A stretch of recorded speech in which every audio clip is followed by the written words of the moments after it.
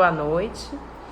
Hoje nós vamos fazer a nossa live com um tema muito importante, pedido por muitos seguidores, abrangendo a questão de dependência emocional, obesidade e relacionamentos abusivos. Boa noite, Christian, seja bem-vindo.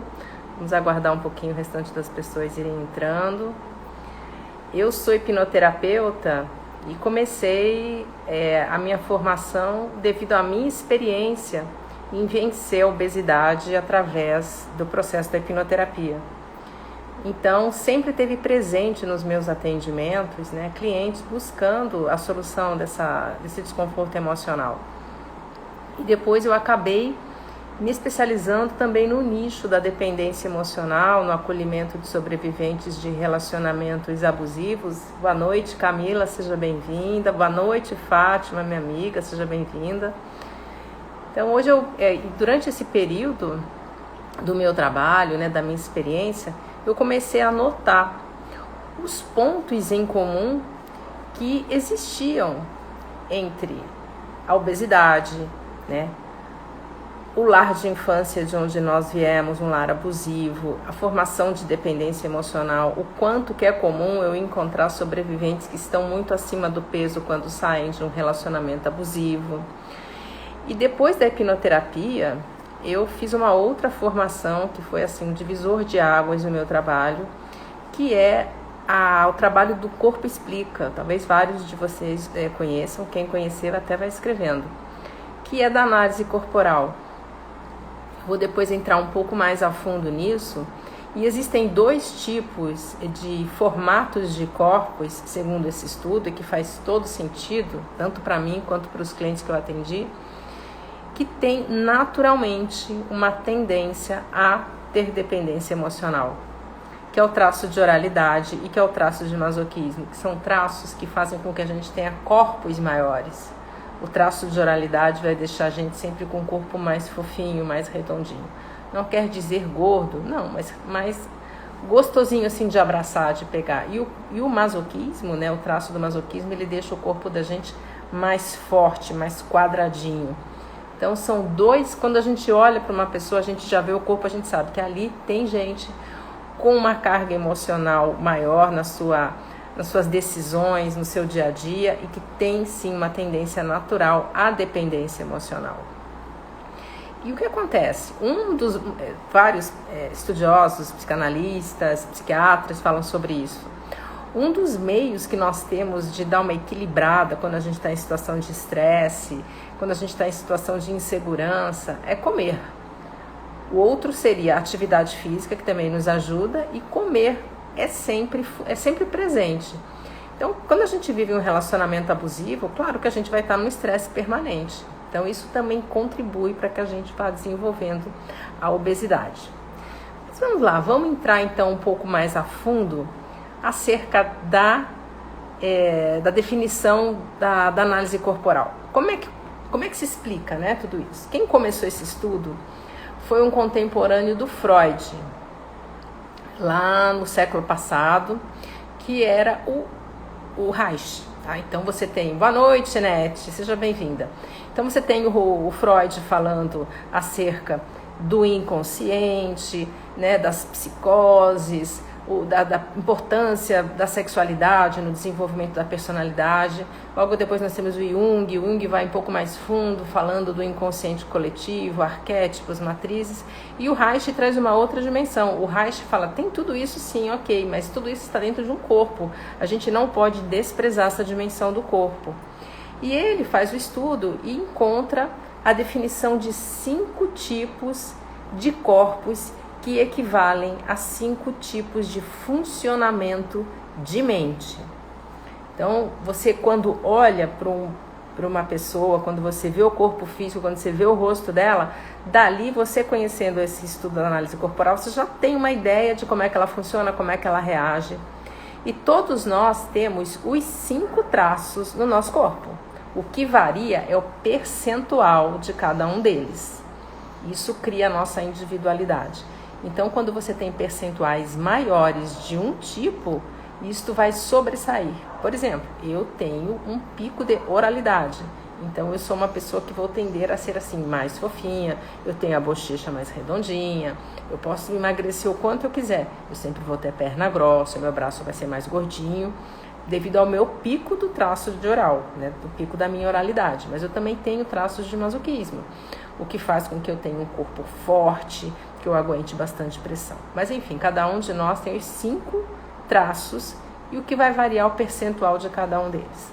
Quando a gente faz o trabalho da análise corporal completo, você pode definir exatamente os percentuais que você tem, com clareza, e saber como que você tem que gerenciar isso para ter uma qualidade melhor de vida, para alcançar os seus objetivos, superar os seus desconfortos.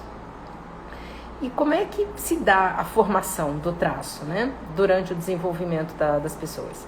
Começa lá na barriga da mamãe, quando a criança ainda é um feto, e vai indo até mais ou menos uns 5, 6 anos. Quando chega nessa fase, os 5 traços já estão definidos, o percentual de cada um. E eles não vão mudar, tá? Eles são uma visão determinista da análise corporal. Então, a gente pega aquele feto lá na barriga da mamãe, e naquele momento já vão surgindo muitos, milhões de neurônios dentro do cérebro dessa criança. Boa noite, Volca, seja bem-vinda. Já tem milhões de neurônios funcionando dentro da cabeça dela e o sistema nervoso também está sendo desenvolvido, assim como o corpo todo. O que acontece? Os neurônios que vão sendo ativados, eles vão emitindo aqueles choquinhos, as sinapses, choquinhos elétricos. Esses choquinhos, eles atraem uma gordura chamada mielina. Essa mielina, ela vai envolver esses neurônios e vai definir caminhos neurais que vão ficar estabelecidos ali dentro do cérebro dessa pessoa. Assim como também o sistema nervoso, né? A coluna vertebral vai ficar gravada, Evoca. A coluna vertebral também vai sendo envolvida por essa mielina durante o seu período, a coluna vai ficar firme, né, durinha. Então a mielina vai envolvendo o sistema nervoso e dentro desse processo, né, do endurecimento, vamos dizer, da coluna vertebral, tudo isso vai sendo definido. E ali então você vai ter o seu sistema nervoso, já com as reações do bebê feto ainda, pequenininho, sendo marcadas, assim como também os caminhos neurais. E aí isso é determinista, não vai sumir para o resto da sua vida. Você vai ter os seus traços, vai ter os picos dos seus traços, e isso quer dizer que você vai ter superpoderes. As qualidades dos seus traços vão ser os seus superpoderes, assim como também as dores, você vai precisar conhecer, saber administrar para não ficar vivendo dentro delas. Mas vamos lá. O primeiro traço, então, se forma durante o período que a criança está na barriga da mãe. Essa mãe pode ter uma gravidez em que ela está muito estressada, ela está preocupada, ela está com medo de não ter dinheiro para criar a criança, ela tem medo que o pai vá embora. Na verdade, uma mãe nunca rejeita a criança, né? Ela rejeita a gravidez devido aos desafios que podem estar acontecendo na vida dela. E aí, cada vez que essa criança se mexe no útero, essa mãe entra em alerta, ela entra em estresse. O que acontece? Vem uma descarga de adrenalina, faz com que o corpo fique todo firme, né? Todo em estado de tensão, e o útero, na hora, ele já se encolhe, vai ficar mais frio, duro e pequeno. Ou seja, essa criança sofre lá dentro. Como é que ela reage para não estar sofrendo mais?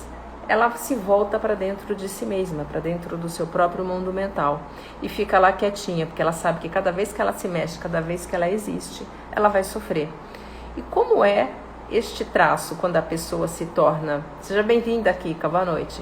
Como é que esse traço se apresenta quando a pessoa já é adulta? Como é que ele se apresenta com quem tem um percentual mais elevado? O nome desse traço é esquizoidia. Vamos só fazer um parênteses para que ninguém se assuste com o nome dos traços. Quem deu o nome foi o Reich. E o nome seria, a explicação seria mais ou menos que quem tem esse traço, que tivesse no seu maior momento de dor, de dificuldade, poderia vir a desenvolver este tipo de transtorno psiquiátrico, tá? Não quer dizer que quem tem o traço tenha qualquer tipo de transtorno, não. É simplesmente o nome que o Reich deu e em respeito a ele foram mantidos os nomes. Então, o primeiro traço é o esquizoide. E como é que ele se apresenta? Quando você vê um adulto que tem um percentual bem alto de esquizoidia, é aquele tipo magro, com ossos salientes, ossos em quina. O rosto é um pouco mais alongado, a testa mais alta, olhos salientes, lábio fino, pouca cor, e são aquelas pessoas abençoadas, né? Nós orais, que a gente é tudo mais gordinho e o mundo todo cobra da gente ser magro o tempo inteiro. Então esses são os abençoados que podem comer o que eles quiserem, quanto eles quiserem, que eles não vão engordar. Por quê? Toda a energia do esquizoide tem que ir para a cabeça, porque é aqui que o mundo dele funciona, é aqui que as coisas se resolvem. O corpo não é tão importante. Lembra, cada vez que ele existia dentro do útero da mãe, ele sofria. Então aqui é o refúgio do esquizoide. Os esquizoides são pessoas que têm raciocínio muito rápido, são inteligentes, criativos, são pessoas que assim, inovam, vivem fora da caixinha, gostam de coisas diferentes e vivem uma riqueza lá dentro de si.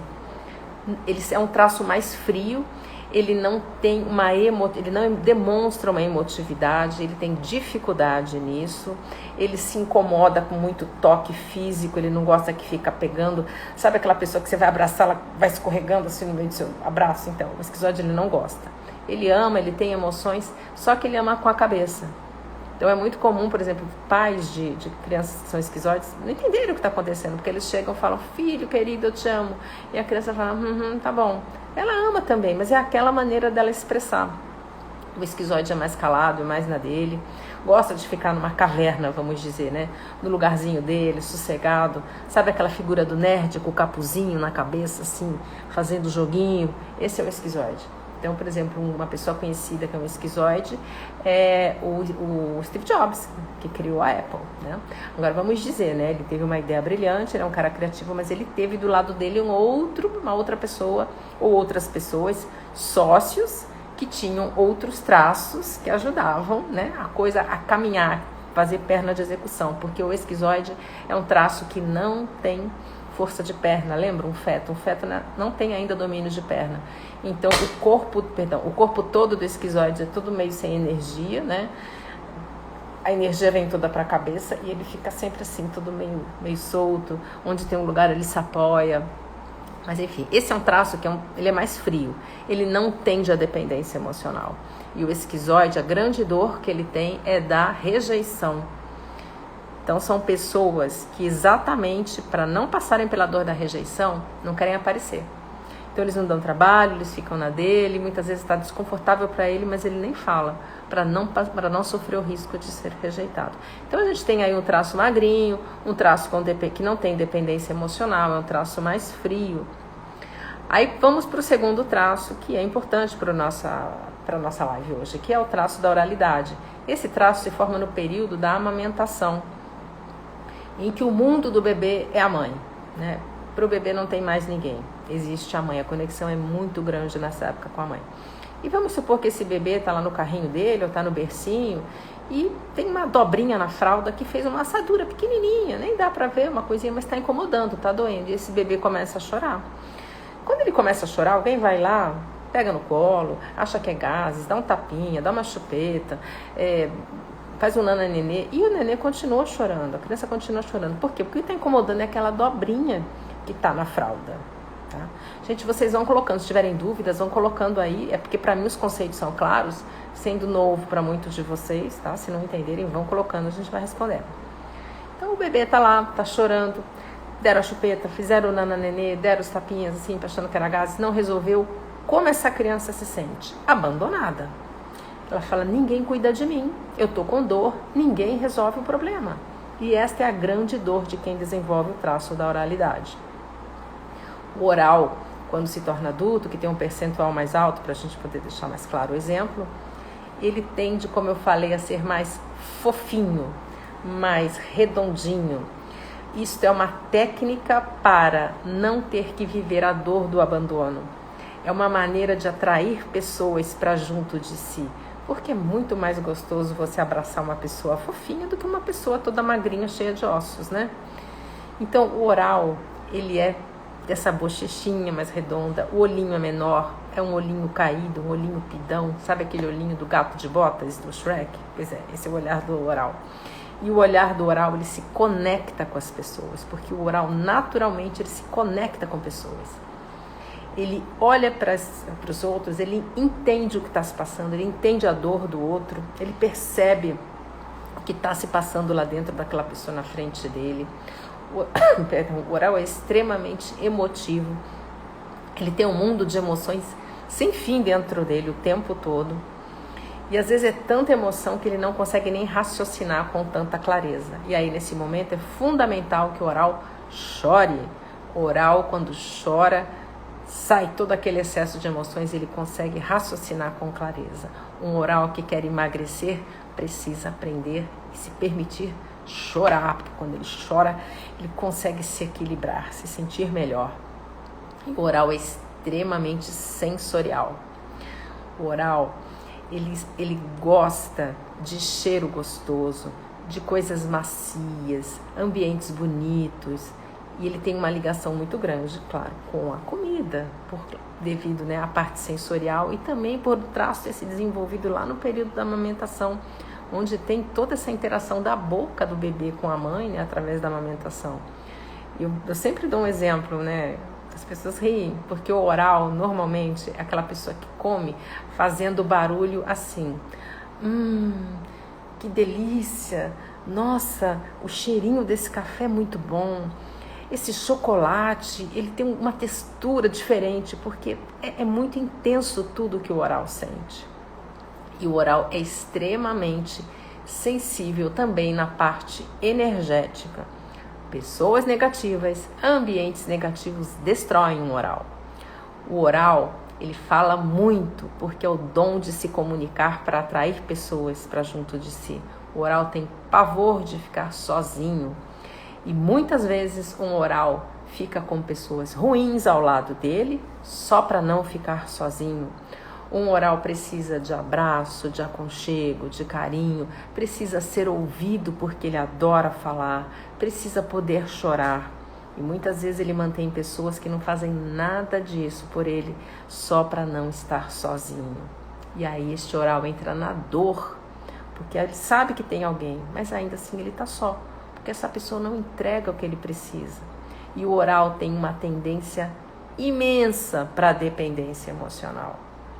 Piscou, o oral já desenvolveu a dependência emocional. E quando este oral está num relacionamento em que ele não tem amor, aconchego, carinho, acolhimento, que ele não pode chorar, que ele não é ouvido, o que é que ele vai fazer? Ele vai começar a crescer para falar: oi, eu estou aqui, vocês estão me vendo? Eu preciso de amor, eu preciso ser ouvido. E ele começa a engordar. E o oral, ele tem um lado de criança. Quem tem oralidade normalmente acaba sempre parecendo um pouco mais jovem, mesmo que o tempo passe. Então é aquela carinha meio de criança, ele tem um lado mais ingênuo de acreditar nas pessoas, uma coisa meio de molecão, molecona, brincalhão. E estando num ambiente que não permita que nada disso seja expressado ou que ele receba o que é importante, este oral vai engordar para aparecer, para falar: eu preciso de atenção, eu preciso de carinho, eu preciso ser visto. E aí a gente já começa a enxergar uma correlação da obesidade dentro de relacionamentos abusivos. Porque quem está num relacionamento abusivo está passando por situações que não, onde os seus limites pessoais, onde as suas bordas emocionais pessoais não estão sendo respeitadas. Num relacionamento abusivo, você não pode se expressar, você não pode expressar suas emoções. Então, Evoca, é isso mesmo. Então, a gente, quando está... Eu digo por mim, eu passei por um relacionamento abusivo de vários anos. Eu estava 25 quilos mais gorda. Ali era exatamente isso que eu vivi. Eu podia falar, mas eu não era ouvida. Eu não podia chorar. Era uma pessoa fria, uma pessoa que não tinha conexão emocional. E eu, desconhecendo completamente essa questão de narcisismo, de transtornos de personalidade, o oral, assim como eu, o que a gente acaba achando? A culpa é nossa, a culpa é minha, sou eu que não estou fazendo melhor.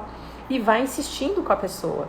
E o oral, como eu falei, para sair de um relacionamento abusivo, é difícil, porque ele prefere ter alguém ruim ao lado dele do que sair. E isso, gente, é um raciocínio de sobrevivência, não é uma coisa racional. Está lá dentro de você, lá nas suas memórias afetivas, lá na sua definição de caminhos neurais do seu cérebro, da definição do seu sistema nervoso. Então, eu escuto alguns profissionais falando, dependência emocional, você cura. Não, isso é um transtorno. Isso faz parte do seu funcionamento mais básico de sobrevivência. O que é importante é ter o autoconhecimento. Através do autoconhecimento, você sabe quem você é e o que é que você tem que fazer para não ficar no sofrimento. Um oral não pode ficar com pessoas do lado dele que não entreguem o que ele precisa. Amor, carinho, acolhimento, aconchego. Se tem alguém assim do lado de alguns de vocês que são orais, começa a questionar. Não serve, te faz mal. O oral fica na dor do abandono. O oral vai acabar. E olha, muitas vezes não é só a comida que acaba preenchendo esse buraco da dor do abandono. Pode ser álcool, podem ser drogas, pode ser compras, pode ser tudo que for muito, mas a ligação com a alimentação e o oral é muito forte, mas ele pode tender tudo a muito. Tem semelhança ao que é o transtorno de personalidade borderline, que ele acaba sendo sempre essa intensidade, também entrando nesse círculo muitas vezes de vícios. Então aí a gente já vê uma questão, né? A obesidade surgindo dentro de quem tem um traço de oralidade alto, sinalizando que aquela pessoa está num ambiente destrutivo para ela. A obesidade é uma bandeira vermelha imensa para aquela pessoa saber que ela está no lugar errado. E aí o oral tem que ter ao lado dele pessoas que entreguem isso. Então ele tem que começar a escolher. E o oral, ele fica bem no ambiente alegre, num ambiente bonito. Tudo isso é importante para ele. Como eu falei, ele é muito sensível energeticamente. Então, pessoas negativas vão fazendo muito mal para quem tem uma moralidade mais alta. Então, a gente já enxergou aí o primeiro ponto, né, da ligação entre obesidade, relacionamentos abusivos e a dependência emocional. É no formato do corpo. Na sequência dos traços de caráter, a gente vai ter o traço do psicopata. Como eu já alertei, não se assustem com o nome. Quem tem o traço de psicopatia, traço corporal, tem nada a ver com o transtorno de personalidade. São pessoas que têm amor, são pessoas que têm bondade, são pessoas que têm empatia. Só que o Reich deu este nome e, em respeito a ele, foi mantido. Como é, em linhas gerais, o psicopata? Ele se apresenta com um corpo de triângulo invertido, ombros mais largos, quadril mais estreito, o rosto também com o queixo bastante mais afunilado, descendo numa reta. Tem o Faustão, né, quem lembra dele, vai perceber, né, que ele tinha o ombro bem mais largo do que o quadril. Esse é o corpo do psicopata. Os psicopatas, o traço se forma durante o período em que a criança começa a mexer os bracinhos, começa a falar. Então, cada vez que ela vai fazendo algum movimento, bate palminha, ou ela fala papai, fala mamãe, alguma coisa assim, os adultos falam, que gracinha, você bateu palminha, vou te dar um beijinho. Que lindinho, você falou papai, vou te dar um biscoito, vou te pegar no colo. Essa criança fala assim, peraí, eu só ganho amor se eu der alguma coisa em troca? E aí surge a grande dor desse traço, que é a dor da manipulação. Eles detestam serem manipulados. Quem tem traços de psicopatia são pessoas que fazem de tudo para nunca dever favor para ninguém. Eles fazem favor para muita gente, mas nunca pedem para si. São pessoas que precisam de sucesso, pessoas que precisam ser bem-sucedidas financeiramente, para mostrar, eu não vou ser manipulado por ninguém, eu não preciso ser manipulado por ninguém. O psicopata é um traço também mais frio, como é o esquizoide. Ele é muito comunicativo, como é o oral, só que são objetivos diferentes. O oral se comunica para se conectar com pessoas, para ter gente ao lado dele. O psicopata é muito comunicativo para estabelecer negociações. Ele é ótimo para negociar, né? Ele é excelente. O psicopata ele também tem uma percepção muito apurada dos outros, só que é para exatamente isso. Como ele tem uma necessidade imensa de sucesso, ele junta várias pessoas e faz um negócio acontecer. E como é um traço que ainda também não tem força de perna, porque é uma criança que ainda não está andando, ela mexe os bracinhos, ela fala, mas ela não tem força de perna. Então é alguém que junta vários talentos, faz uma empresa, mas ele ali não está executando. Ele está sempre por trás e ele vai para um outro negócio. O traço do psicopata faz com que essas pessoas precisem ostentar. Elas precisam mostrar que elas têm coisas boas. Porque é exatamente uma defesa para essa dor da manipulação. Eles não estão fazendo aquilo por mal, mas é necessário para eles. Assim como para o oral é necessário se comunicar, mostrar emoção, para o psicopata é isso que ajuda ele a não entrar na dor do traço dele. Então, como é o relacionamento afetivo, por exemplo, de um marido, de uma esposa com um marido psicopata? É um marido que não vai mostrar muita afetividade, não. Como é que ele mostra que ele gosta? Dando presentes bonitos, viagens maravilhosas, uma casa bacana, conforto material. Essa é a maneira dele mostrar. Mas ele ama do jeito dele. Agora, quando você diz, por exemplo, para uma pessoa psicopata, eu amo você, na hora vem na cabeça dessa pessoa assim, tudo bem, tá dizendo que me ama, o que eu vou ter que dar em troca por isso? Esse é o raciocínio de um psicopata.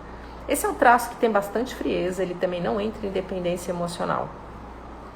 E o corpo é um triângulo invertido, né? As pernas também começam mais grossas, vão afinando para baixo, ele não vai tender a desenvolver um corpo maior com obesidade. Mas volto a lembrar, todos nós temos os 5 traços, o que varia são os percentuais de cada um.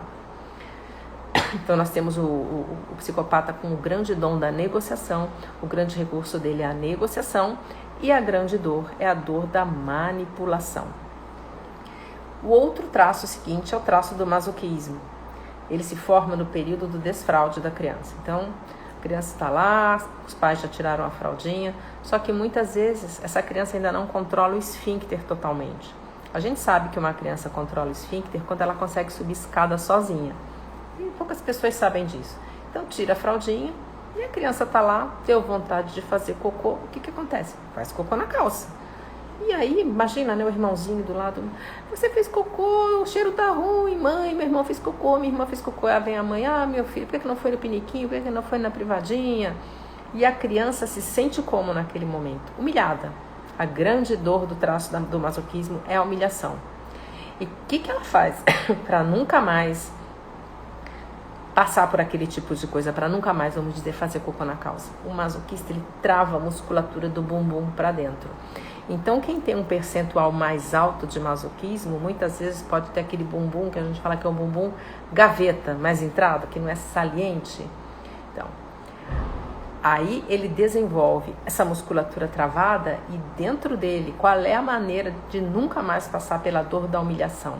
Ser forte, resistir, aguentar a pressão. Então, o corpo do masoquista é um corpo quadradinho. Sabe o que a gente chama de corpo socadinho? Então, ele é todo quadradinho, forte. Muitas vezes a pele é um pouquinho mais grossa. Ele tem uma carinha de bravo, né? Eu tenho masoquismo, então, essa marquinha aqui na testa, assim, que a gente tem uma carinha meio brava, masoquista. A grande dor é a humilhação. O masoquista não gosta de ser exposto. Ele é mais reservado. Ele fala muito pouco sobre seus problemas. E como ele é forte, ele é um traço muito, muito, muito emotivo também. Ele tem muita lealdade, é um traço mais lento, gosta de segurança, gosta de fazer tudo bonitinho, tudo organizado. E ele, por esta força, por todas essas características, tende a carregar o problema dos outros nas costas. Então ele vê alguém sofrendo e o masoquista tem uma tendência natural a cuidar dos outros. Porque como ele é forte, ele fala, deixa, não sofre não, já sofre não, eu resolvo, eu sou forte, eu aguento. E ele vai colocando todo mundo nas costas. E ele nunca fala, nunca não, mas ele tem dificuldade em falar o que se passa dentro dele. Então ele vai guardando, ele vai ficando calado com os seus problemas. E aquilo vai virando uma panela de pressão dentro dele. E o masoquista, quando explode, é como o Hulk, sabe? Pá! Quem assistiu Shrek, o desenho, lembra do urro que o Shrek dava no reino? Que estremecia tudo. O Shrek era todo fofinho, todo bonzinho, mas quando ele ficava bravo... Pois é, esse é o masoquista quando explode.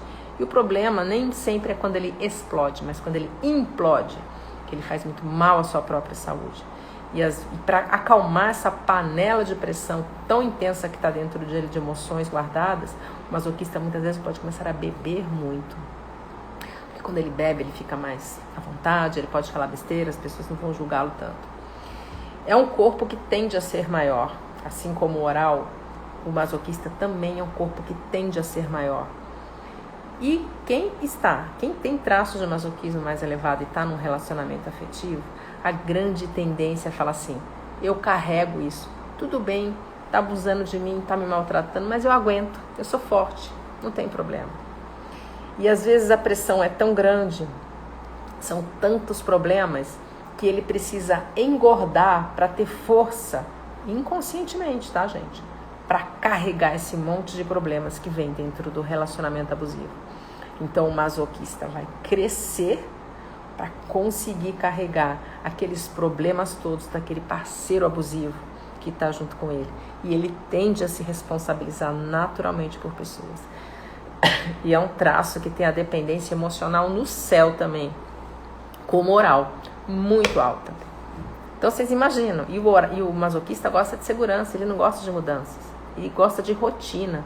O masoquista adora a rotina, adora as coisas sempre do jeitinho. Ele vai sentar sempre na mesma mesa do restaurante onde ele vai pedir sempre o mesmo prato que ele sabe que ele já gosta. Esse é o jeito de ser do masoquista, mas é um traço maravilhoso, extremamente leal, justo, carinhoso, são pessoas adoráveis.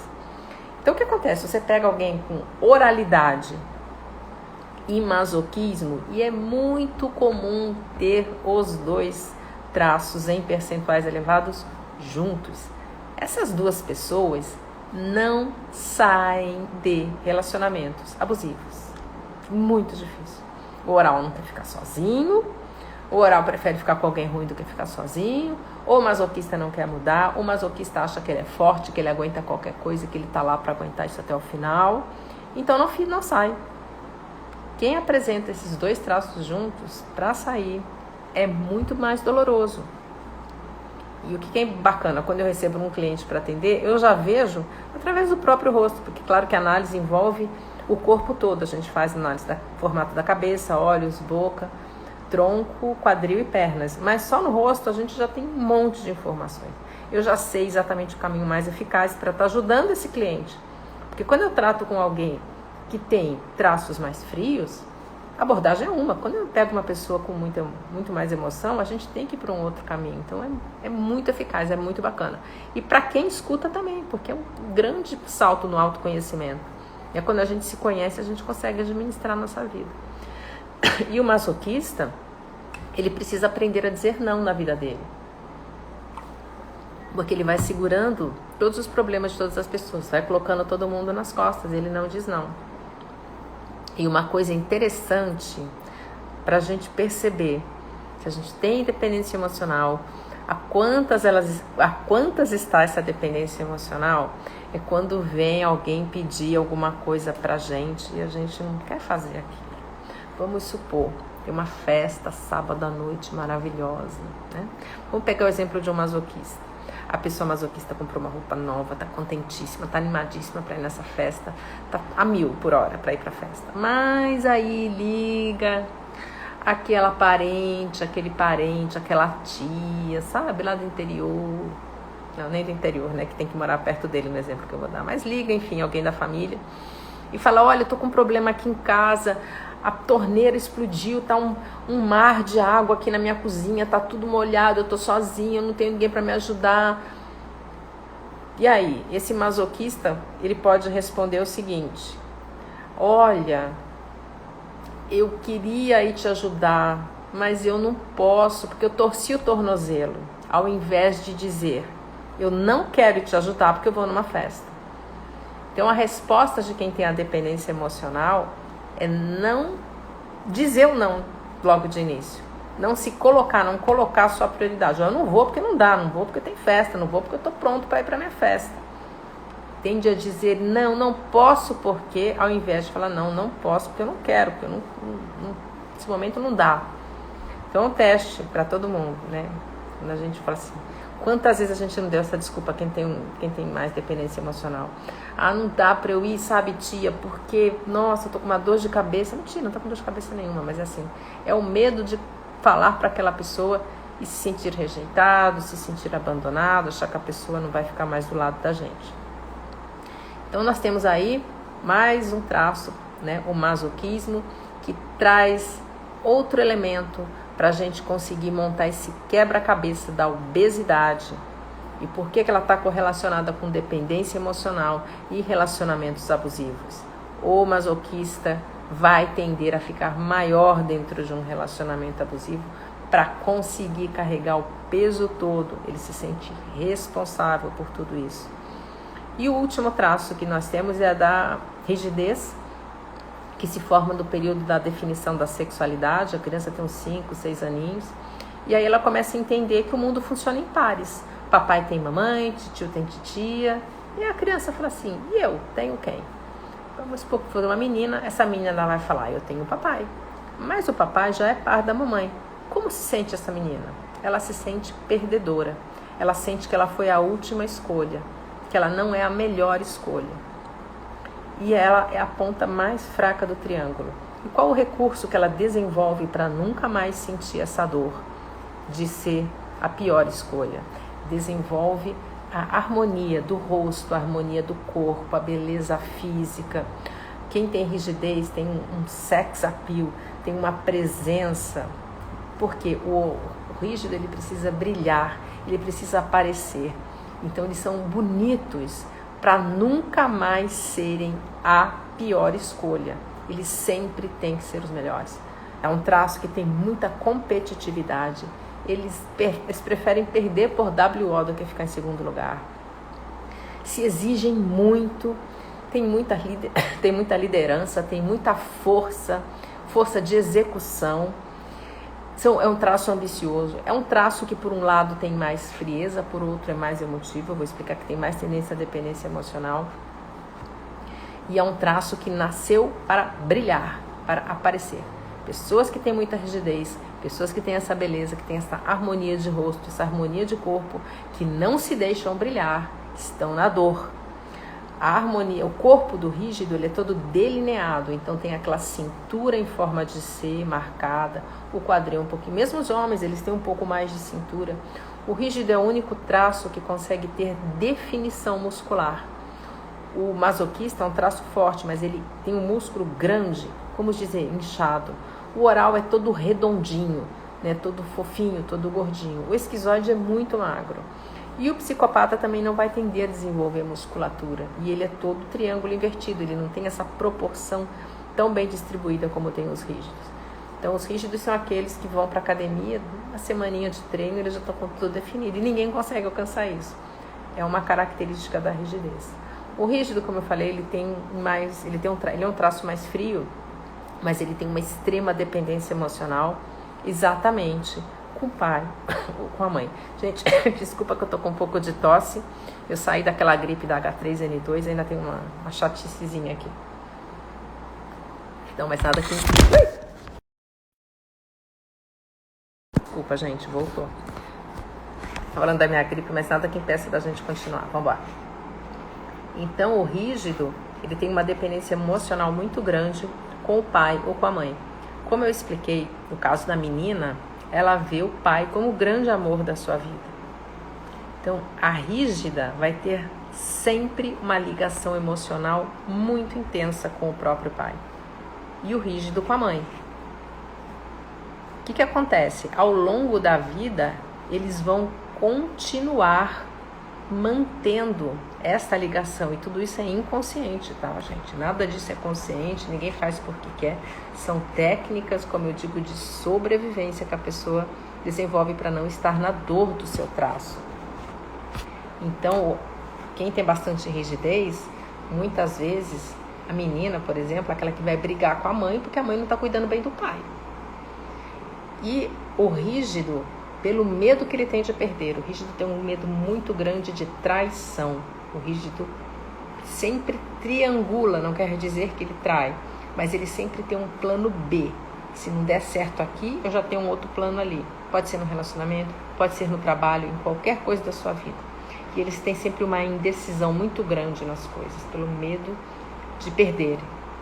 Então, essa menina que é a rígida, né, no exemplo que eu estou dando, o amor da vida dela vai ser sempre o papai. Ela nunca vai poder casar com alguém maior do que o papai, maior existencialmente. Enquanto existir essa dependência emocional tão grande com o pai, ela vai encontrar parceiros sempre que sejam menores que o pai. E muitas vezes, na grande maioria dos casos, encontra parceiros que não serão bons para essa pessoa, que não serão bons para essa moça, para ela poder voltar para perto do papai depois. Então aí a gente tem também uma outra característica que leva alguém para um relacionamento abusivo. O rígido não tende a desenvolver obesidade, ele não apresenta como o oral a necessidade de ser mais redondinho ou do masoquista de ser maior. Não, ele vai ter um corpo delineado. Mas se você tem um pico de oralidade junto com um pico de rigidez, sim, pode ser que esse rígido acabe também ficando mais gordo. O rígido, ele pode apresentar uma tendência a engordar quando ele quer se proteger sexualmente. O rígido, ele tem este apelo sexual natural, ele tem uma energia, né? Vamos supor, a rígida vai comprar pão na padaria, vai de camiseta velha, chinelo, cabelo preso, aí ela chega pro rapaz da padaria e fala: moço, dê um pãozinho pra mim. Aí o rapaz da padaria, pois não, já tem aquela, já percebe, né? Essa energia que o rígido tem de brilhar. Então muitas vezes quando os rígidos passam por essa situação, e um rígido num relacionamento, ele acaba entregando sempre o corpo, o coração não fica, porque o coração é do papai ou da mamãe. Então, muitas vezes, nesse jogo de não querer se entregar sexualmente, ter algum tipo de defesa, pode também engordar. Então, nós vimos agora os 5 tipos de corpos, né, que equivalem a 5 tipos de funcionamento de mente. Vocês podem entender com mais clareza que quem tem traço de oralidade e masoquismo, naturalmente vai ter um corpo maior. Quem tem oralidade, naturalmente vai tender a ser mais gordinho. E se não recebe o que precisa, que é amor, carinho, acolhimento, poder falar, poder chorar, não ser ouvido, vai comer para precisar aparecer e receber carinho. Tá? Então, e a gente vê, né, eu recebo os clientes, o quanto é comum as pessoas com oralidade, masoquismo, ou bastante masoquismo, ou bastante oralidade, serem sim as vítimas dentro de relacionamentos abusivos. Aí você consegue entender que não adianta simplesmente você mudar a alimentação, você aumentar a atividade física, se você tem lá dentro de você uma necessidade de sobrevivência, né, uma necessidade do corpo de proteção para estar maior, para ser mais gordo. E dentro do relacionamento abusivo, muitas vezes a única coisa boa que sobra é comer. Eu falo muito sobre essa questão dos narcisistas. Eu fiz um vídeo há poucos dias atrás falando sobre a vida íntima do narcisista. Como o narcisista não se conecta emocionalmente com o parceiro, ele vê todas as pessoas como objetos, como serviçais que existem para atendê-lo, chega uma hora que ele enjoa do parceiro. Então ele se afasta sexualmente. E muitas vezes ele se afasta também como uma forma de castigo, como uma forma de humilhação. Então essa pessoa já não tem uma vida sexual boa, ela não tem afeto dentro de casa, ela é humilhada, ela é desprezada, ela passa por uma série de, vamos dizer, fases da destruição da própria personalidade, é isolada daqueles com quem convive.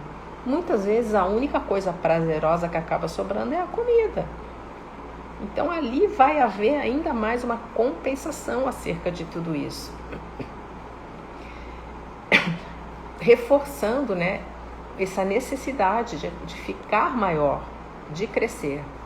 Gente, se vocês tiverem dúvidas, vão escrevendo, a gente vai respondendo. Eu vi que tem um comentário aqui da Ivolca, vamos só dar uma olhadinha.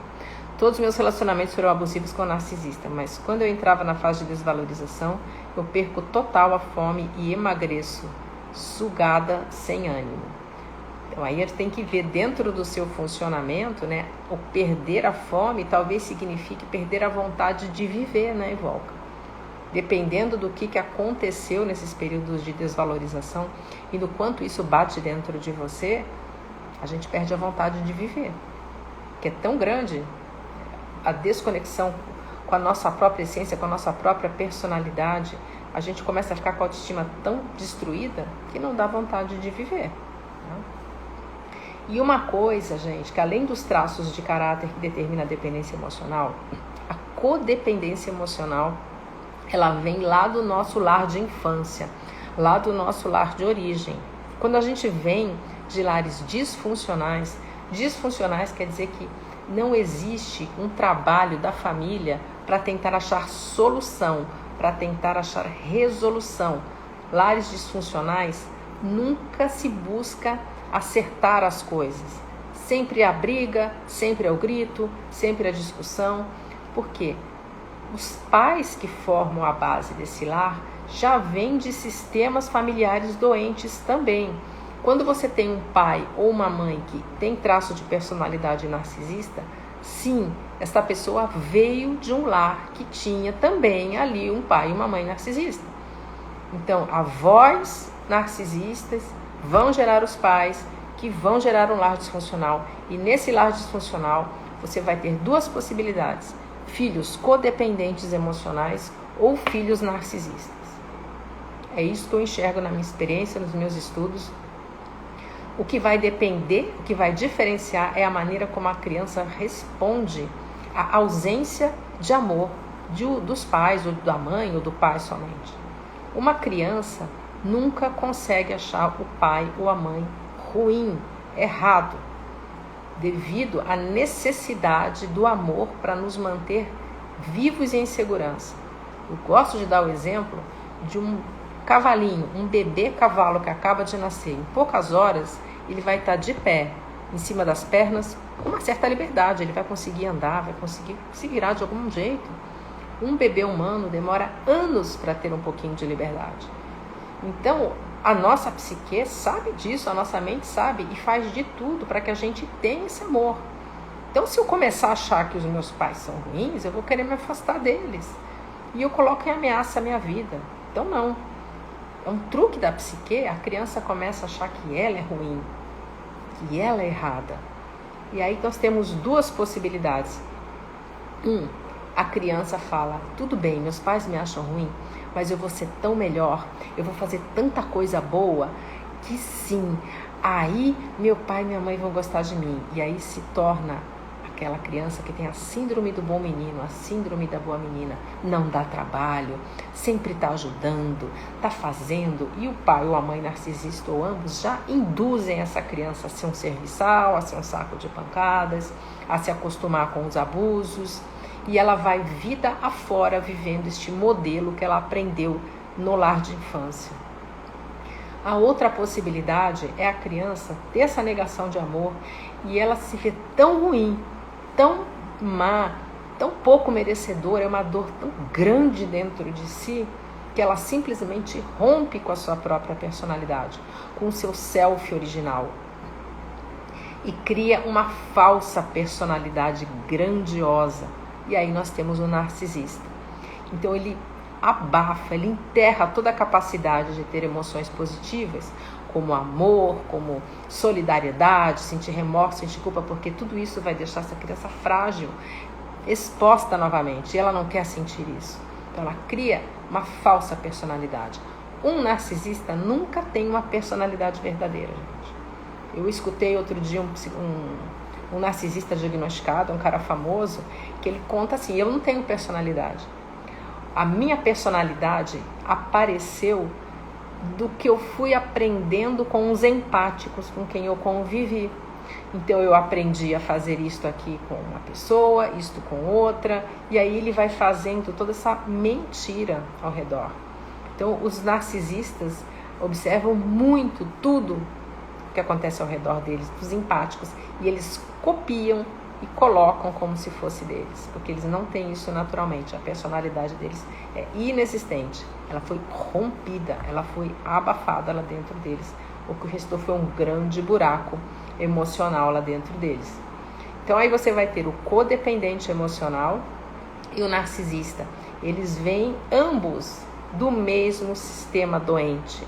São duas faces de uma mesma moeda.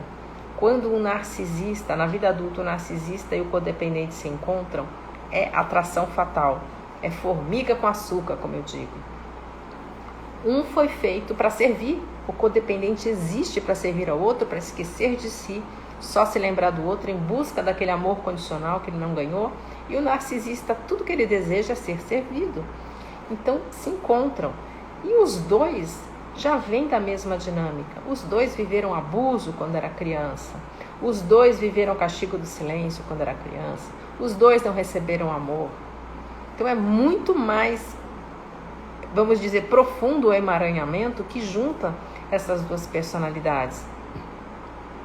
E ali este codependente buscando de novo encontrar o amor do papai, o amor da mamãe, porque quando a gente se relaciona com alguém narcisista, né, numa parceria, numa vida a dois, a gente vai casar praticamente com aquele pai, com aquela mãe que não deu amor pra gente. A gente vai nesse movimento, agora eu vou receber esse amor. Nada disso é consciente, tudo isso está dentro do nosso subconsciente, mas a gente vai em busca disso. E aí você veja, a pessoa já tem um traço de dependência emocional na parte física alta. Ela sai de um lar disfuncional, ela tem codependência emocional. E encontra um narcisista que não dá amor, que não dá carinho.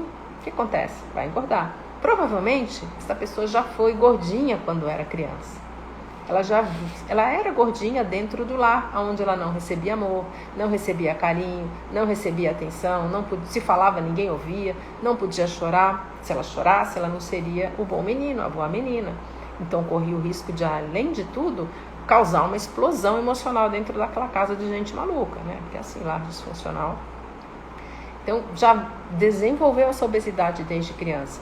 E o mundo condena quem tem obesidade, né? Vamos falar, né, gente? Hoje em dia ainda é visto de uma maneira um pouco mais, assim, adequada, como é que eu vou dizer? Aceita, né? É até difícil usar as palavras, que é tanta cobrança do politicamente correto. Mas o mundo sempre critica quem tem obesidade, quem é o corpo. Por quê? Todo mundo elege como padrão o padrão do rígido. O corpo delineado, o bonito. E hoje, assim, no mundo da moda ainda se elege como beleza o corpo do esquizoide. Porque, por exemplo, uma modelo que tem aquela separação entre as coxas, aquelas pernas fininhas, né, que tem aquele vão entre as pernas, só quem tem isso é um esquizoide. Quem não é esquizoide ou não tem bastante esquizoidia, nem querendo vai ter isso nunca. Aí você morre de malhar, morre de fazer regime, faz procedimento estético. Você não vai ter, você não é um corpo seu. Você está negando todo o seu valor, seu talento em nome de uma coisa que as pessoas estão fazendo de uma forma errada.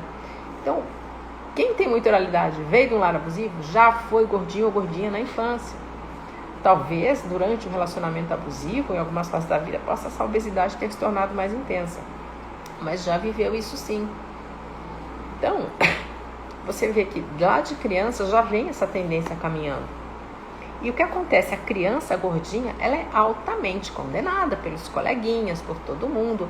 É gorda porque, tá vendo? Porque come muito, porque, nossa, relaxado, porque é feio, credo, gordo. E a criança já vai ficando com a autoestima pior, levando ela mais ainda para dentro de um relacionamento de destruição. Porque ela não vai ter nenhuma autoestima, ela não vai se achar merecedora de nada de bom.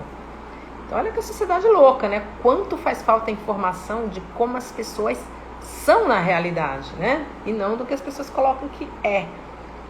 Não estou dizendo que a gente tenha que aplaudir a obesidade, não é nada disso, porque a obesidade traz muitos problemas para a saúde, tá? Não é somente a questão estética, né? O excesso de peso compromete as suas articulações, a sua pressão arterial, uma série de coisas.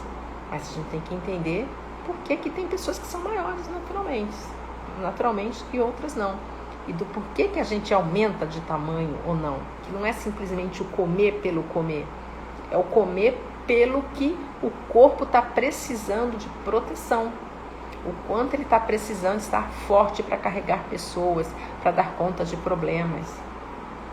Então esse é um cenário. Eu acho que eu tenho um papel, né, como terapeuta, que eu falo que é um papel de ser chata, porque eu tiro as ilusões das pessoas.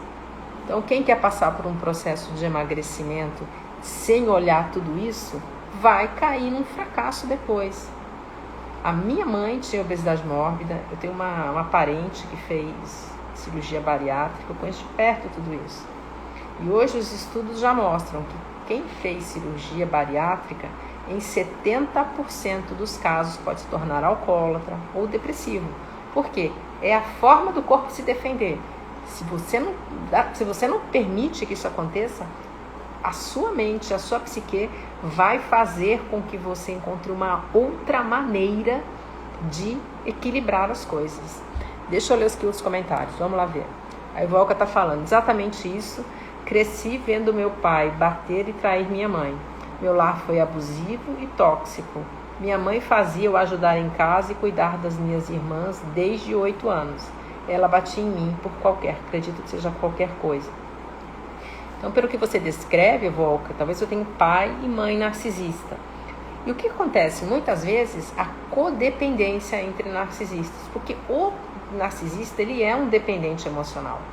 O narcisista precisa de alguém para poder se regular interiormente. Porque ele não consegue olhar para dentro de si e ver o que ele precisa mudar, ver como ele precisa se regular. Porque é tão grande essa dor que ele tem de ter sido, de ter se visto não merecedor de amor quando era criança, que ele não quer entrar em contato com isso de jeito nenhum. Por isso ele precisa de gente o tempo todo dizendo que ele é lindo, maravilhoso, aplaudindo. Ele tem tanta preocupação, né, com a sua aparência, com o mundo externo, de ser achado chique, bacana, poderoso, absoluto. Nem sempre, né, tanta coisa, mas ele precisa. O narcisista é sempre ótimo do lado de fora e um demônio dentro de casa. Porque ele precisa dessa adulação, dessa adoração das pessoas que estão do lado de fora. E se ele não recebe toda essa adulação positiva, né, todos esses elogios, ele vai buscar o suprimento negativo. Imagina o que é uma pessoa que não consegue sentir amor a vida toda, que não consegue sentir alegria legítima, solidariedade. Sobra o quê? Sobra lixo, sobra inferno para viver dentro de si. Então é tanta coisa ruim dentro deles e você é empático, chega sorrindo, fala, nossa, que dia bonito, né? Tô feliz. Isso dá um ódio no narcisista. Quem é essa criatura para ser feliz se eu não sou? Eu sou muito melhor. Ah, não vai ficar feliz nem que ela queira. E ele começa a te desvalorizar, começa a te humilhar, começa a te maltratar. Quando você tá triste, quando você tá arrasado, quando você tá no chão, ele fala, agora eu tô bem. Tá no inferno igualzinho a mim. Pronto. Por isso é que todo mundo, quem conhece o narcisismo sabe da importância da prática da pedra cinza. Você não pode entregar emoção nenhuma na sua reação para o narcisista. Ele faz o que ele quiser com você fica com cara de paisagem. É difícil, tá? Eles não têm limites, né? O narcisista não tem limites. Eles fazem você... Sabe por que o nome pedra cinza? Imagina que a gente está num jardim. Esse jardim tem tudo do mais bonito. Flores, plantas, tem bichinhos, tem pedrinhas coloridas e tem uma pedrinha cinza. É a única coisa que nos chama atenção, é a pedra cinza.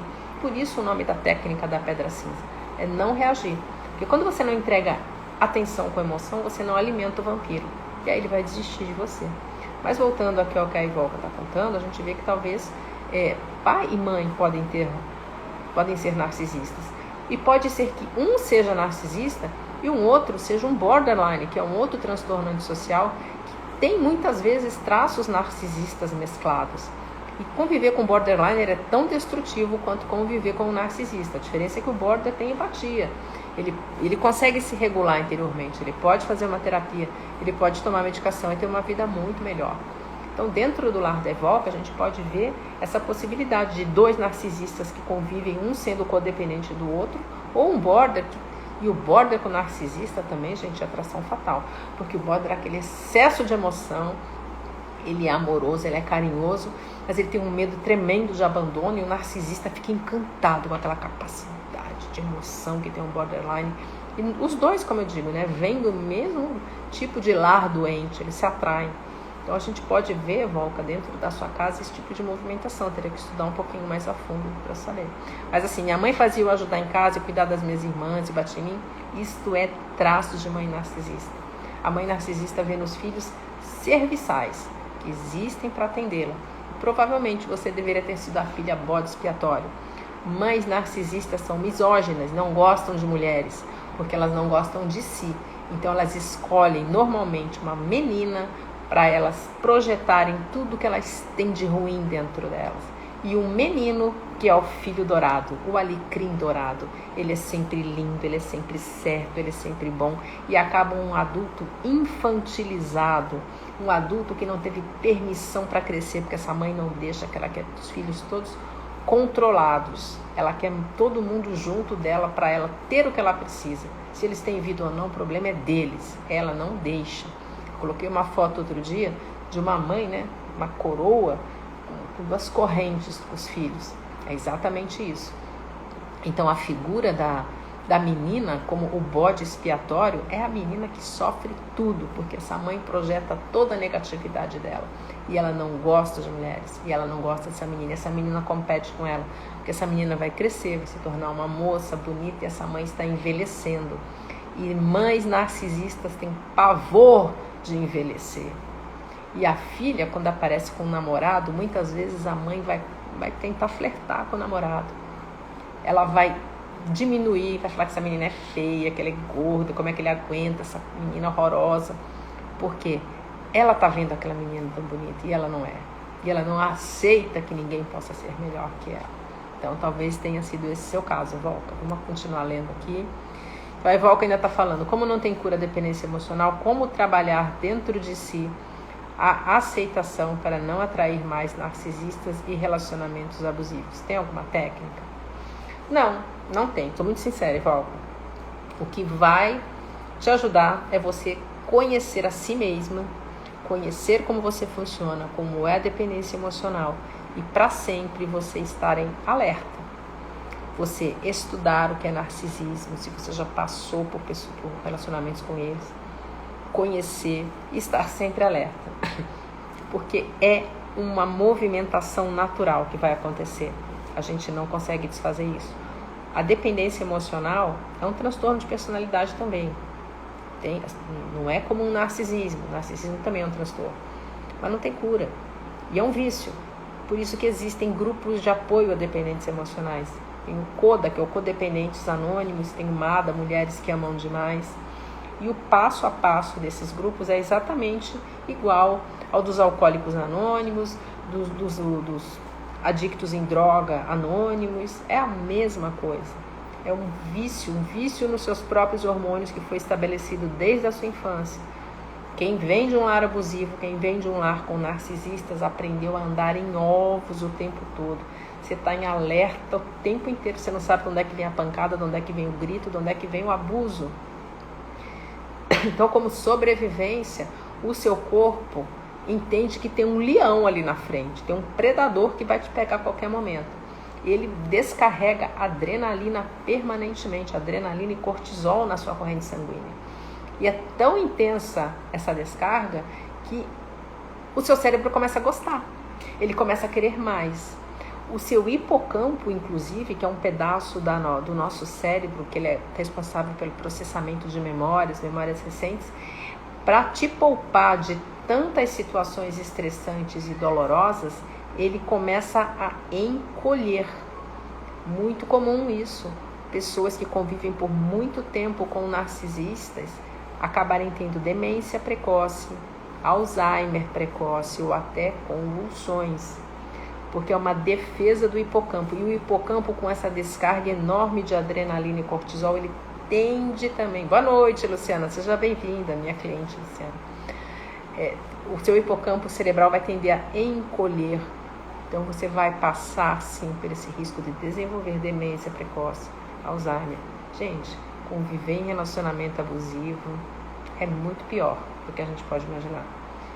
Essa descarga desordenada o tempo inteiro de hormônios no seu corpo desregula tudo. Esse estado de alerta permanente com, na verdade, um predador que não existe, deixa tudo fora de eixo. afeta o sistema imunológico, afeta o seu sistema digestivo, sistema respiratório, surgem doenças autoimunes, doenças cardíacas, fora os problemas emocionais que vem depressão, vem ansiedade, vem síndrome do pânico. As pessoas, eu escuto, né, às vezes os clientes falarem assim, agora eu já sei como é que eu lido com o narcisista, eu já aprendi a dizer não existe isso. Você nunca vai ganhar de uma pessoa narcisista, porque essa pessoa não tem emoção, não tem escrúpulos, não tem limites, ele vai te destruir, sempre. E você, empático, vai ser altissimamente prejudicada na sua saúde física, na sua saúde emocional, na sua saúde financeira, na sua saúde emocional. Então, falando, né, respondendo a questão da Evoca, não há cura para dependência emocional. Você vai ver gente falando por aí, tá? Não acredite, não. Porque se fosse, minha gente, nossa, o mundo seria bem melhor, porque é tanta gente com dependência emocional. É muito, muito, muito comum a gente ter isso, porque é um traço de corpo, minha gente. Você não consegue se livrar desse negócio. Vai falar pro oral, você não vai ter dependência emocional, mas é mentira. Porque essa pessoa carrega dentro de si, a dor do abandono carrega dentro dos seus caminhos neurais, dentro do sistema nervoso isso. Não tem como. O que te salva é o seu autoconhecimento e a sua decisão de exercitar, se colocar em primeiro lugar, em exercitar, se dar a prioridade, não permitir que ninguém mais abuse de você, não aceitar quem vai te maltratar, quem vai te humilhar. Não, você não pode deixar essas pessoas ficarem na sua vida. E você vai ter que começar a gostar muito de si. Porque quando você gosta de si, do jeito que você é, esquisito e esquisita do jeito que você é, porque nós somos esquisitos, todos nós. Quando você gosta, quando você cuida de você, e alguém vai embora, tudo bem. Até ruim, até dói, mas eu tô comigo aqui, eu tenho uma coisa muito boa comigo. E para quem é codependente emocional, que veio de lá, onde aprendeu que não era merecedor de amor, é um exercício muito grande, é uma reconstrução interior muito grande, e é um processo lento, gradual, é uma jornada. O que os processos terapêuticos nos ajudam? Eles nos ajudam a, primeira coisa, nos conhecermos, nos entendermos. Segundo, nos libertarmos de desconfortos emocionais, como depressão, como ansiedade.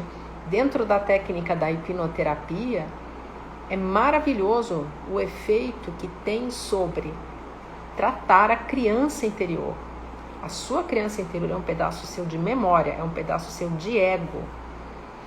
E enquanto esta criança, lá dentro das suas memórias, o seu subconsciente gravou o que aconteceu, porque o seu subconsciente só entende emoções. Ele não entende razão, não entende lógica, e ele não diferencia emoção boa de emoção ruim. Tudo que você viveu de emoção com intensidade, ele gravou. Então está gravado ali que existe uma criança com medo, que acha que não merece amor, que se sente sozinha, que se sente abandonada. E o subconsciente vai gritando o resto da sua vida, tem que olhar isso aqui, tem que olhar isso aqui, tem que olhar isso aqui. Então o processo terapêutico, em especial eu falo da hipnoterapia com, que é um dos métodos que eu trabalho, você consegue, através da regressão de memória, acessar, se ver, e o subconsciente não diferencia a fantasia de realidade. Então você adulta vai se ver criança, e ali você vai abraçar essa criança, vai falar assim, agora você não está sozinha mais, eu te amo, você é linda, você é inteligente, você merece amor, você merece sucesso, eu vou fazer de tudo para você ser feliz. Essa criança deixa de ter a necessidade de se sentir mal, de se sentir triste, e isso some de dentro de você. Então o processo terapêutico, ele te resgata nisso, vai limpar a sua, vai reeducar emocionalmente, no caso da hipnoterapia, o seu subconsciente. Você vai desfazer a familiaridade com o seu lar de infância. Por quê? Tudo que está gravado no seu subconsciente é familiar e ele vai te levar a viver novamente o que você já conhece. Ele vai fazer você ir ao encontro. Quando você consegue ir lá, através da regressão de memória, e você não vê só você criança, você vê os seus pais. E você pode olhar para o seu pai, olhar para sua mãe, para o seu pai narcisista, para sua mãe narcisista, e olhar e falar assim, tá tudo certo. O passado nunca vai poder ser mudado. Vocês fizeram o que deu, vocês não escolheram ser transtornados. Então, eu compreendo, eu aceito, eu liberto vocês. Não é perdoar, aquela visão, né? Ai, coisa, abraçar, dizer que tá tudo bem. Não, o que é ruim, abuso houve, é ruim, não tem que botar a palavra perdão. Você tem que estender um olhar de aceitação pro seu passado e tirar o julgamento. Porque o que acontece, quando a gente julga alguém, vamos colocar que tem uma mágoa, que tem uma raiva, que tem uma tristeza, esta pessoa manda em você. Se tem alguém de quem eu tenho raiva, eu estou na sala, por exemplo, essa pessoa nem sabe que eu tenho raiva dela, nem sequer sabe que eu existo às vezes. E esta pessoa entra, no que ela entra, eu perdi minha paz. Eu já estou irritada, eu já estou me sentindo, eu já estou achando que ela está fazendo tudo aquilo para me provocar. Ela manda em mim. Então o mesmo acontece com pessoas que podem estar até mortas, mas que dentro de nós nos afetam. Então, através do processo terapêutico, você consegue se libertar disso. Você olha, vão. E também a gente entrega para os nossos pais o lixo que é deles. Porque por fidelidade filial, pela necessidade do amor dos nossos pais, a gente carrega todo de ruim que é deles. Que é uma maneira da gente conseguir o amor. Lembra que eu falei que o subconsciente faz de tudo para você ter o amor dos seus pais? Então você vai carregar o relacionamento com os seus pais, você vai carregar a tendência deles a todos os tipos de problema. Como na hipnoterapia é tudo emoção, é uma sessão assim, extremamente intensa emocionalmente, você vai ver seu pai, vai ver sua mãe e falar assim, olha, esse lixo é todo de vocês, eu devolvo. E sai, né? O cliente fica até leve depois. Então o processo terapêutico ajuda nesse sentido, de você limpar toda essa familiaridade com esse lado de infância. Agora, dizer que vai tirar sua dependência emocional, eu não engano ninguém. Não, para sempre ela vai estar com você.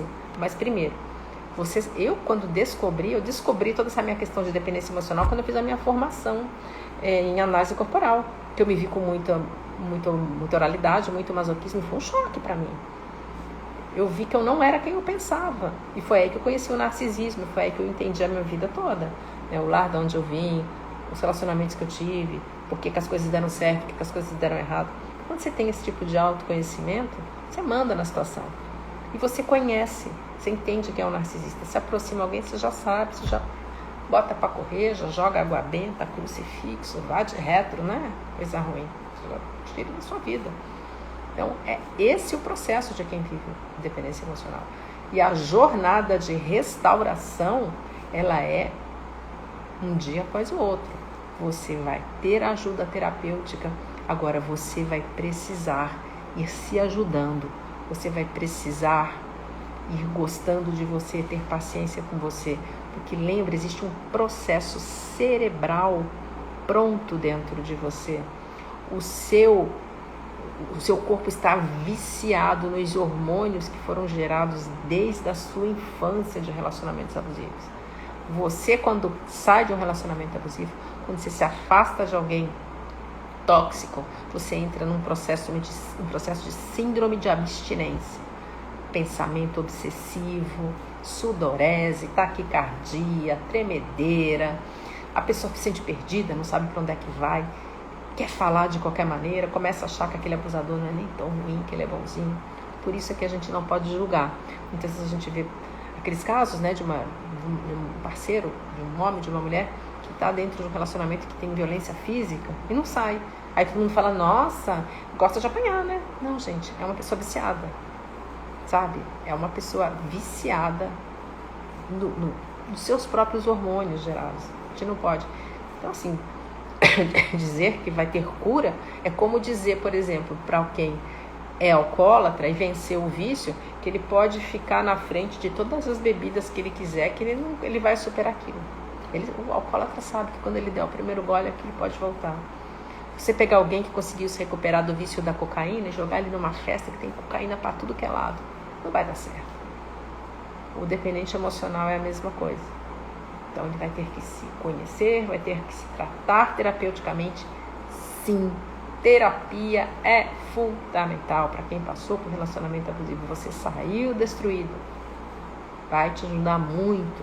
Vai te ajudar a se consertar, a se sentir melhor, a ter força para reengatar a sua vida. Então, respondendo, né, ao final da pergunta da Evolca, vai ser para sempre você tratando de você. Você cuidando de você, você se colocando em primeiro lugar, você se dando prioridade, lembrando dos seus traços corporais, que isso é muito importante conhecer. Vamos ler os outros resultados, os outros comentários, gente. Então, a Tairine, espero ter tido a pronúncia correta aqui com o seu nome. Tive um relacionamento com um narcisista perverso, mas não tive uma relação ruim com, deixa eu ver. Tenho uma família unida, não consigo identificar narcisismo neles. Muito pelo contrário, admiro muito o relacionamento deles, nosso como um todo, na verdade. Mas eu fui dependente emocional com um NP. Mas, Tairine, se você acabou indo ao encontro de um narcisista perverso, em algum momento você viveu relacionamentos em que abuso era algo normal, em que você se acostumou a receber migalhas de amor. Porque senão você não iria se interessar por alguém que te oferecesse isso. Mas uma coisa é certa, os narcisistas mentem no começo. Eles dão bandeiras vermelhas, mas eles mentem. Então eles se apresentam maravilhosos. Eu não sei quanto tempo durou o seu relacionamento com o narcisista perverso. Talvez tenha sido um relacionamento rápido, em que você realmente caiu naquela ilusão. E os narcisistas têm um faro de predador. Eles vão atrás de quem é codependente. Eles conhecem. Tá? Eu não posso dizer nada acerca da sua família, de como é que é a dinâmica. A gente precisa se aprofundar um pouco mais. Mas mesmo que não tenha, por exemplo, alguém narcisista, como eu disse antes, pode haver um outro tipo de transtorno de personalidade antissocial. Existem os borderlines. Os borders têm amor, eles têm empatia, mas eles também apresentam traços destrutivos junto no relacionamento. A gente precisa entender um pouco mais como é essa dinâmica. E o que acontece? Uma outra coisa, só que agora eu estou lembrando, existe um botãozinho dentro do nosso cérebro que chama amígdala, é o botão do pânico. Quando a gente entra em uma situação de perigo, esse botão é apertado e todo o sistema aqui começa a funcionar para nos defender. Quando a gente vive num lar abusivo, quando a gente passa por situações em que a gente está permanentemente em alerta, esse botão do pânico está permanentemente apertado. Ele vai se dessensibilizando. Sabe quando você vai sobrecarregando e aquilo vai perdendo a sua sensibilidade? Pois é. Então, quem passou por lares abusivos, quando encontra uma pessoa abusiva, tem uma reação de medo diminuída, tem uma reação de proteção diminuída. Alguém que nunca passou por isso, ao ver um abusador, ao ver alguém que é manipulador, já fala, epa, não tá legal isso aqui, não tô gostando, e se afasta. Quem já vem do lar abusivo, acha isso normal, já acha isso natural. Então, Taíne, a gente tem que entender um pouco melhor a dinâmica da sua família, entender quanto tempo você ficou relacionada com esse narcisista perverso, mas se você entrou num relacionamento mais longo com ele, durante a sua vida, alguma coisa fez que você já tinha passado por experiência de receber migalhas de amor, de ter o abuso como sinal de amor. A gente precisa estudar um pouco mais profundamente. Tudo isso requer uma visão muito responsável. Quando a gente acolhe um sobrevivente de narcisista perverso, a gente está recebendo uma pessoa que precisa ter a sua personalidade reconstruída, ter a sua autoestima recolocada. E tem toda a minha admiração, porque não é à toa que a gente recebe o título de sobreviventes. Porque quem passa por narcisista e consegue sair é forte, tá? Porque o grau de destruição é muito grande. Vamos lá. A Luciana é super intenso e transformador, mesmo que não elimine a dependência emocional. Pois é, a Luciana foi minha cliente e ela teve muitas mudanças na vida dela, né? A gente estava até conversando sobre isso ontem também. Mas obrigada pelos elogios, Luciana. E a Tairine de novo falando. Sempre que falam sobre dependência emocional, falam de um passado complicado com a família. Mas eu não tive, é possível. Então, Tairine, eu falei, depois eu vou deixar a live gravada, você vai dar uma olhada.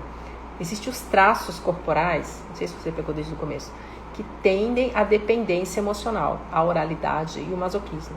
Dependendo do que você tem desses traços, naturalmente você vai ter dependência emocional. Mas mesmo tendo dependência emocional, se você não viveu a situação de abuso, porque assim, não é porque toda pessoa que é dependente emocional vai passar por um relacionamento abusivo. Não. Você pode ser um oral com muita dependência emocional que passou por um lar onde você recebeu amor, carinho, apoio, foi acolhido, podia chorar, podia falar, podia comer comida gostosa, ninguém ficava reclamando que você era mais gordinho, mais cheio. E você vai ao encontro de um parceiro saudável. Não é ter dependência que condiciona a pessoa a entrar dentro de um relacionamento abusivo. O que leva para o relacionamento abusivo é a familiaridade com o que a gente já viveu lá atrás. Mas a dependência emocional, ela vem também desses nossos traços físicos. Dá uma olhadinha com mais detalhes nisso, que talvez te ajude a compreender. E a gente estudar um pouco mais a dinâmica da sua família. E o meu amigo João Paulo falando em saudade. Saudade do quê, João Paulo? Conta aí pra gente. Então, gente, espero que tenha ficado claro para vocês, né, que eu queria trazer essa questão dos traços corporais, a dinâmica de uma família disfuncional, a formação da obesidade, junto com a dependência emocional. Então, o dependente emocional certamente é alguém que já tem um corpo mais redondinho, mais cheinho, ou mais quadradinho, mais forte, vai tender já a ser grande, tem a dor do abandono, tem a dor da humilhação, sente-se responsável pelos outros, aceita ficar com pessoas ruins para não ficar sozinho quando está na dor, quando não está cuidando dos seus traços, porque cuidar dos traços é obrigação nossa. Eu escolher amigos que me acolham, que me deem carinho, que me dêem amor, é minha obrigação, para cuidar bem da minha vida. Eu escolher pessoas que não vão me expor, que não vão me humilhar, que não vão me julgar, tendo traço masoquista, também é opção minha. Aprender a dizer não para não ficar carregando todo mundo nas costas, também é opção minha, é obrigação minha. Então, cuidar dos traços de caráter é nossa obrigação. Então, quem tem esses dois vai tender a ficar maior e vai tender a ficar maior para pedir amor, atenção, carinho e para carregar mais gente nas costas. Então, entendam. Quem quer passar por um bom processo de emagrecimento tem que olhar tudo isso. Tá, vamos lá, João Paulo está falando para mim. É possível sentir saudade de um relacionamento com pessoas narcisistas, borderline, sem precisar de internação? Não precisa internar não, João Paulo, é possível. Por quê? Pessoas narcisistas, elas têm um lado encantador. Eles são sedutores, né? Principalmente no período da lua de mel. E quem tem dependência emocional, cara, vê aquele narcisista poderoso, vê aquela pessoa mentirosamente, né, mas autoconfiante, bacana, é sedutor. E lembre-se, João Paulo, que nós temos um vício dentro de nós. Você acha que um alcoólatra nunca sente saudade de tomar um uísque, de tomar um champanhe, de tomar um vinho? Claro que sim, ele gosta. Tá? E tem coisas boas que viveram. Agora, minha sugestão, estudar mais profundamente quem são os narcisistas e quem são os borderlines para tirar o glamour dessas figuras. Que quando você começa a ver que por trás daquela coisa tão sedutora, tão bacana, tem um monstro, essa saudade vai começar a diminuir. Mas provavelmente essa saudade, ela é devido ao vício dos seus próprios hormônios. Adrenalina e cortisol, oxitocina, serotonina, esqueci do outro agora, que é o outro hormônio prazeroso. Porque quando a gente passa pelo relacionamento abusivo, em algum momento, para não perder o controle, o abusador vai ficar fofo, vai te dizer que você é querido, mentirosamente vai pedir desculpas, dizer que nós vamos agora, sim, síndrome de abstinência, é isso mesmo, que vai ficar bacana. E o que acontece? Vem uma descarga de hormônios prazerosos nesse momento. E aí, outro vício instalado. São dois hormônios, são dois tipos de hormônios que viciam. E o seu cérebro quer mais. E o seu centro de recompensa, João Paulo, programado dentro do cérebro, Ele quer o narcisista junto com você, porque quando ele tá com você, você sente essa descarga de adrenalina, essa descarga de dopamina, de serotonina, essas coisas maravilhosas. Então ele pede, ele quer. E aí sim, a gente vai entrar numa das características da síndrome de abstinência, que é o pensamento obsessivo. Você começa a falar assim, mas ele nem era tão ruim, gente. Ela nem era tão ruim. Nossa, tinha coisa boa, né? Dá saudade. Mas aí você tem que fazer o quê? Primeira coisa, pega um vídeo para lembrar de quem é narcisista. Isso é ótimo. Eu falo para todos os meus clientes, na hora que der saudade, você vai ouvir um vídeo para saber. Sabe, tem um monte no YouTube das pessoas trazendo a real de quem são os narcisistas. Tu vai ouvir e vai lá, nossa, Deus perdoe, realmente, bicho ruim, não quero mais aquilo não. Tá? É que nem cruz e água benta, sabe? Contra coisa ruim, então você faz isso. Mas é possível assim, não precisa se internar não. É plenamente normal, tá? Nós dependentes emocionais. E assim, o que acontece? Nós empáticos, a gente tem emoção. A gente se conecta emocionalmente com esse narcisista. Tiveram momentos bons, então a gente tem lembranças boas porque a gente tem emoção. O problema é que eles não têm. Então a gente sempre vai sair perdendo, sempre vai sair sofrendo. Certo, gente? Obrigada, Fátima, pela sua presença. Obrigada pelo seu apoio.